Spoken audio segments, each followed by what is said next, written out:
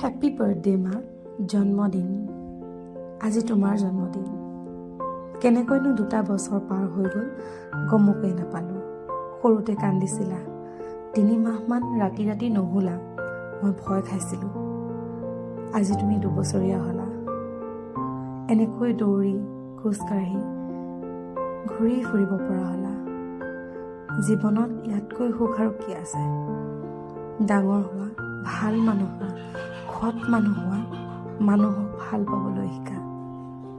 জন্মদিনত তোমাৰ মায়ে তোমালৈ বহুত বহুত আশীৰ্বাদ কৰিছে। ইয়াতকৈনো আৰু মই কি দিব পাৰিম? তোমাৰ পৰা জীৱনত কিবা এটা আশা কৰি তোমাক তোলা নাই। তুমি মাত্ৰ ভাল মানুহ হোৱা মা, সেয়াই মোৰ বাবে কৰোঁ। জীৱনত সুখ দুখ বহুত আহিব, তুমিতো একো বুজিবই পৰা হোৱা নাই। লাহে লাহে বুজা হৈ উঠা মা।